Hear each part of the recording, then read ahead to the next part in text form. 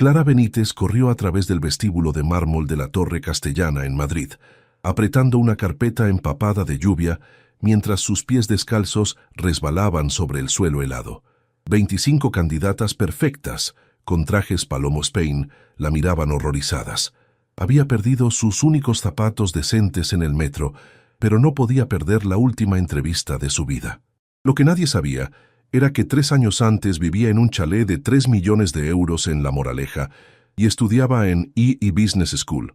Ahora dormía en un sótano y su verdadero nombre era un secreto mortal, porque Clara Benítez era hija de Miguel Benítez, ex socio de Lucas Romero, que murió en circunstancias misteriosas después de descubrir un crimen que habría destruido el imperio del CEO millonario. Estaba allí por una sola razón: vengarse del hombre que había matado a su padre y destruido a su familia. Pero cuando sus ojos se cruzaron en el vestíbulo, algo inesperado sucedió que cambiaría el destino de ambos para siempre. 3 años y 4 meses antes de esa entrevista, Clara Benítez se despertó a las 3 de la madrugada por el ruido de cristales que se rompían en la planta baja del chalet familiar en La Moraleja. Su padre Miguel, genio de las finanzas y socio histórico de Lucas Romero, la despertó con el terror grabado en los ojos. Le puso en las manos una maleta y un sobre de documentos mientras las lágrimas le surcaban el rostro. Había conseguido descubrir la verdad sobre los proyectos inmobiliarios de Romero Holdings. 17 familias habían muerto en derrumbes accidentales de viviendas sociales, demoliciones programadas para construir centros comerciales de lujo. 2 coches negros bloquearon el camino de entrada mientras hombres encapuchados irrumpían en la propiedad. Miguel empujó a Clara hacia el garaje, gritándole que escapara a casa de la tía Esperanza en Valencia y que no confiara en nadie hasta que Romero estuviera en la cárcel. Fue la última vez que vio a su padre vivo. Al día siguiente, todos los periódicos publicaron la misma versión: suicidio por deudas y depresión. Pero Clara sabía la verdad. Lo habían matado para impedirle revelar el crimen. Los meses siguientes fueron un infierno progresivo. Los bienes familiares desaparecieron por deudas inexistentes. La madre tuvo una crisis nerviosa que la llevó a una clínica psiquiátrica y Clara se encontró completamente sola.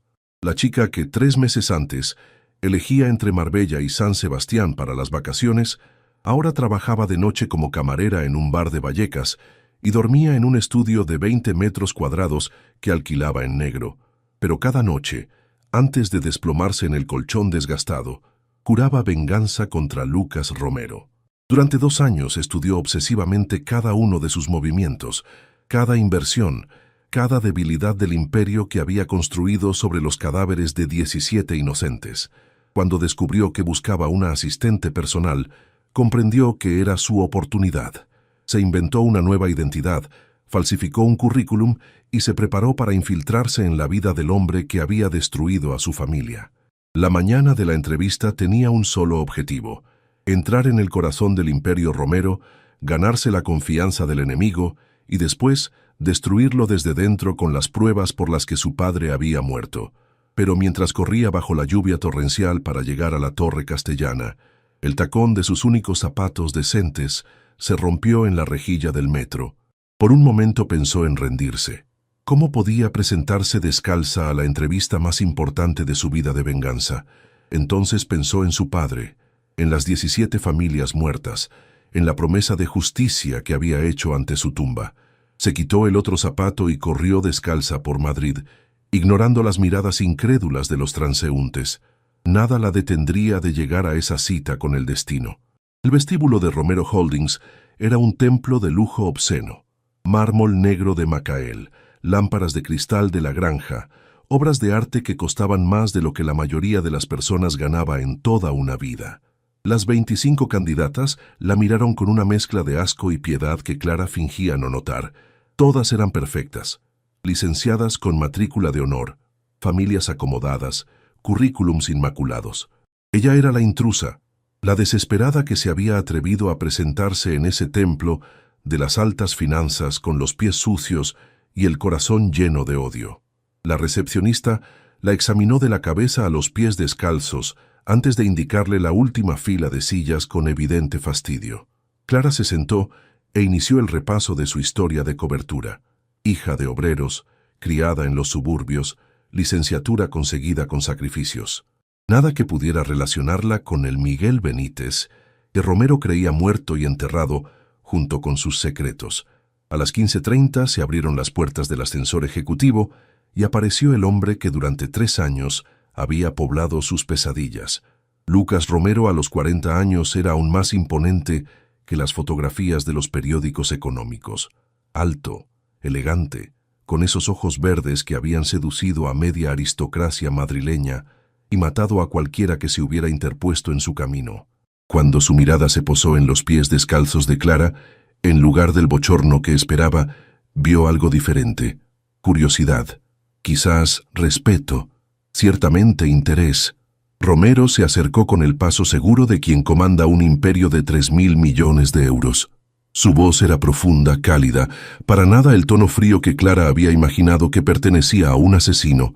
Le tendió la mano con una sonrisa que por un instante la hizo olvidar por qué estaba allí. Entonces se acordó de los documentos escondidos en su bolso, de las fotografías de las víctimas que había estudiado durante meses, y el odio volvió a arderle en el pecho como ácido. Pero cuando Romero le dijo que lo siguiera para la entrevista, mirándola con esos ojos que parecían ver a través de sus mentiras hasta el alma herida, Clara comprendió que su misión de venganza sería mucho más complicada de lo que jamás había imaginado. Porque el enemigo que había odiado durante 3 años no parecía en absoluto un monstruo, parecía peligrosamente humano.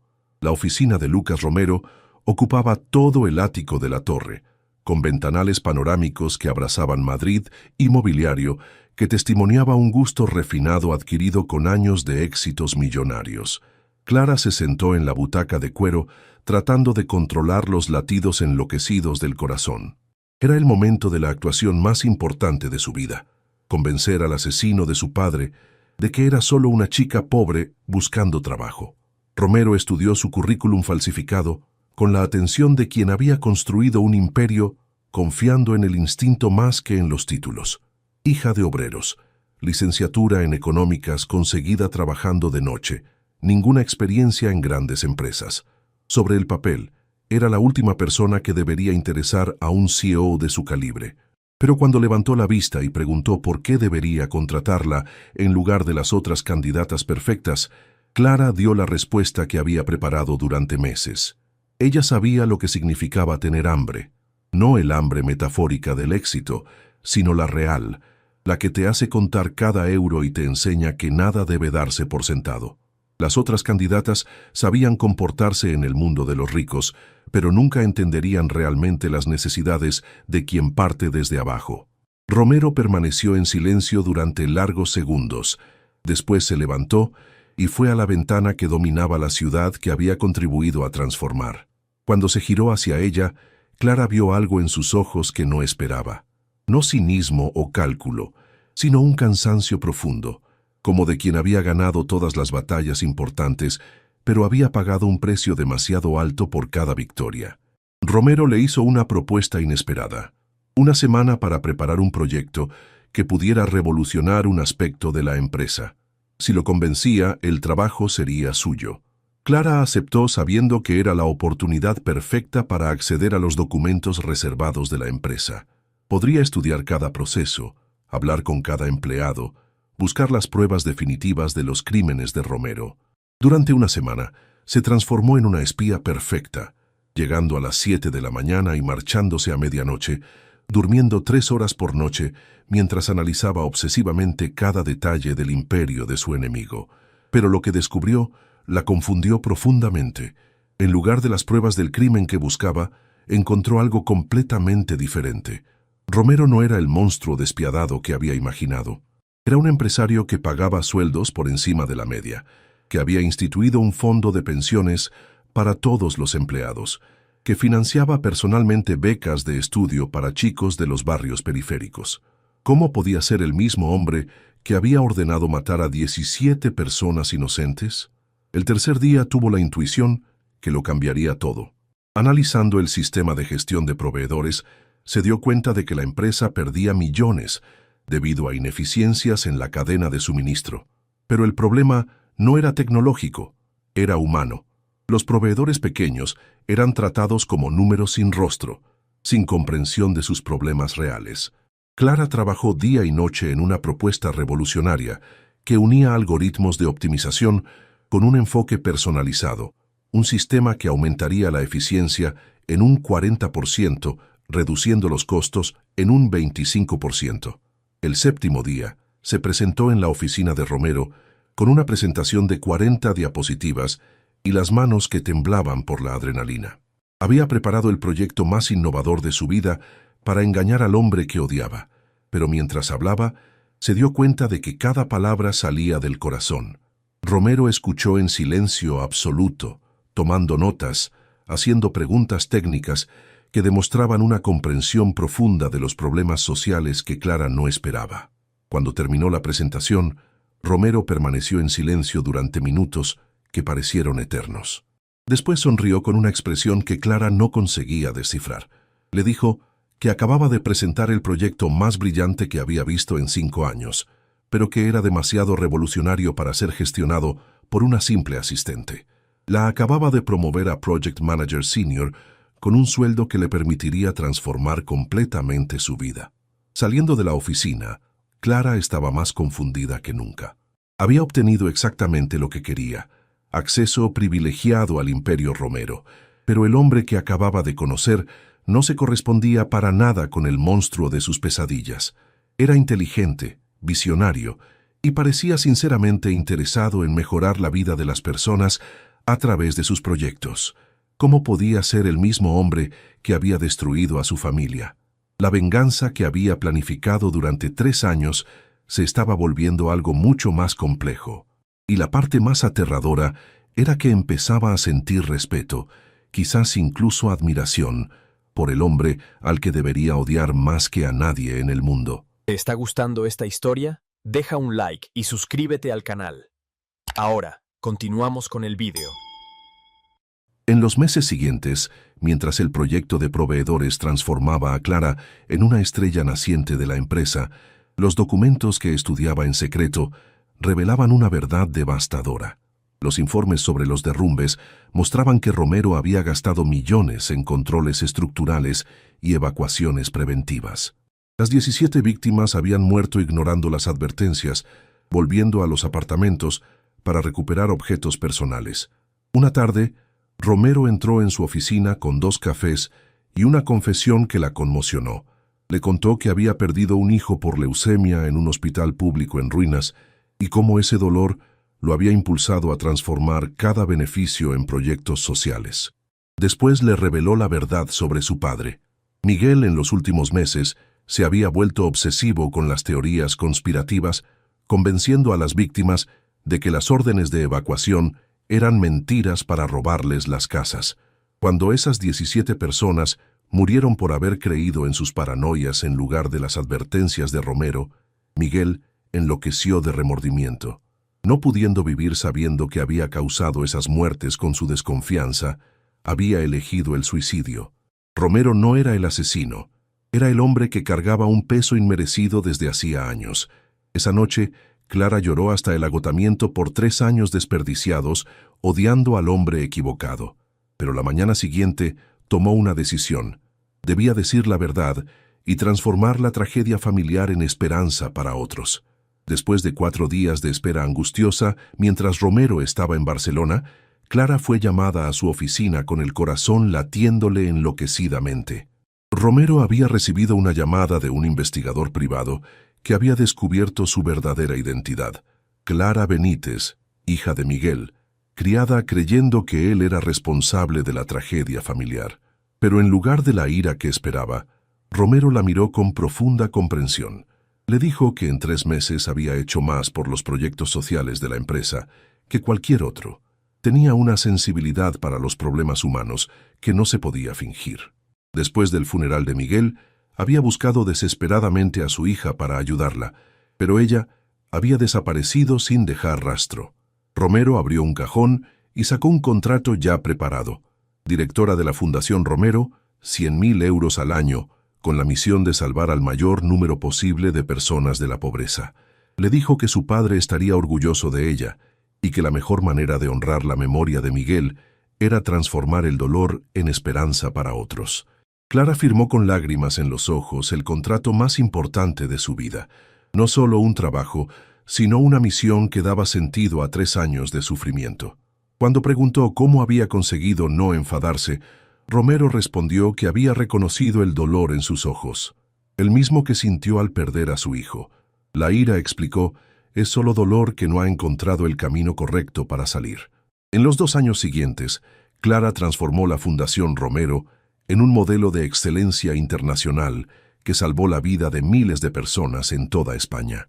Su primer gran éxito fue el Proyecto Reconciliación, un programa de vivienda social que unía alojamientos dignos con itinerarios de reinserción laboral, inaugurado precisamente en el barrio donde se habían derrumbado las viviendas sociales 3 años antes.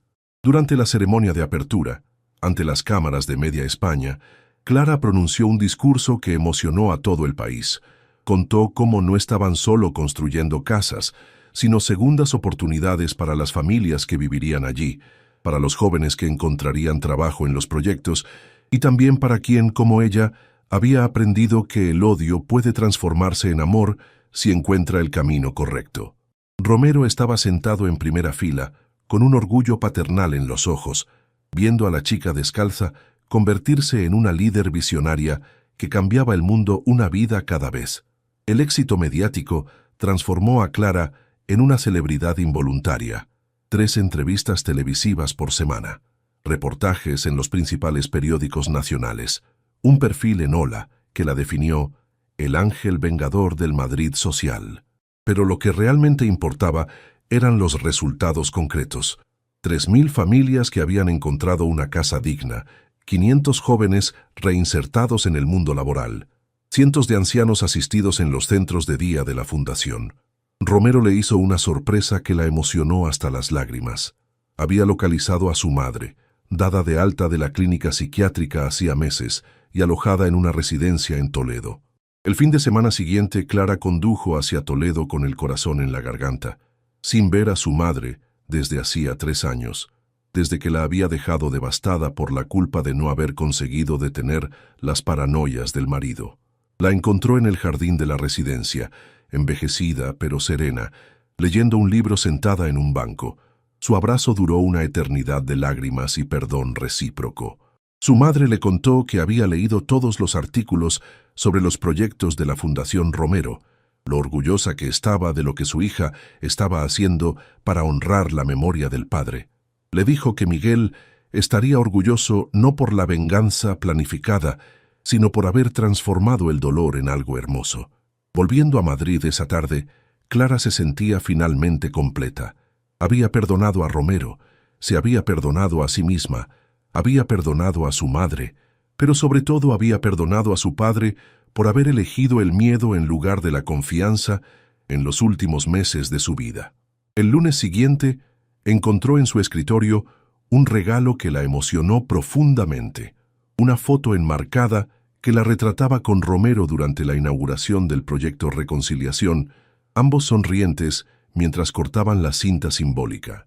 En el reverso, una dedicatoria escrita a mano. A Clara, que me ha enseñado que las segundas oportunidades son el más hermoso regalo que podemos hacernos a nosotros mismos y a los demás. Con estima infinita, Lucas. Estaba firmada con una fecha que la hizo temblar. 3 años exactos después de la muerte de su padre. El círculo se había cerrado, pero en lugar de cerrarse sobre la venganza, se había cerrado sobre la redención y la esperanza. 5 años después de esa primera entrevista descalza, Clara Benítez se había convertido en la mujer más influyente de España en el campo de la innovación social. La Fundación Romero había extendido sus proyectos a 20 ciudades, había ganado 5 premios internacionales y su modelo de integración urbana se estudiaba en las universidades de todo el mundo. Pero lo que realmente la enorgullecía no eran los reconocimientos, sino las cartas que recibía cada día de personas que habían cambiado de vida gracias a sus proyectos. Romero había mantenido la promesa de retirarse gradualmente de los negocios para dedicarse a la escritura. Su libro De las cenizas a la esperanza Cómo la innovación social puede salvar las ciudades se había convertido en un bestseller internacional con todos los beneficios destinados a la fundación. En la introducción había escrito una dedicatoria que hacía llorar a Clara cada vez que la releía. A Clara Benítez, que me ha enseñado que el verdadero valor no es no tener miedo, sino transformar el miedo en amor por el prójimo. El día del 5º aniversario de su primer encuentro, Clara recibió un paquete sin remitente. Dentro estaban los zapatos que se habían roto el día de la entrevista, reparados y brillantes como espejos, con una nota que la hizo sonreír a través de las lágrimas, para no olvidar nunca que los milagros a menudo comienzan con un paso descalzo hacia lo desconocido. Con afecto infinito, L.R. Esa tarde, en su apartamento elegante pero elegido modesto por principio, Clara puso esos zapatos en el lugar de honor sobre la repisa de la chimenea. No como recuerdo de pobreza, sino como símbolo de valor. El valor de una chica que había perdido todo, pero nunca había dejado de soñar, que había equivocado el camino, pero había encontrado la fuerza para corregirlo, que había transformado el odio en amor y la venganza en redención. Su madre había venido a vivir cerca de ella y trabajaba como voluntaria en los centros educativos de la fundación, encontrando finalmente paz ayudando a otros niños como había sido su hija. Romero había encontrado el amor con una pediatra que dirigía uno de los hospitales que él financiaba, construyendo finalmente la familia que siempre había soñado. Y Clara continuaba cambiando el mundo una vida cada vez, llevando esperanza donde antes solo había desesperación.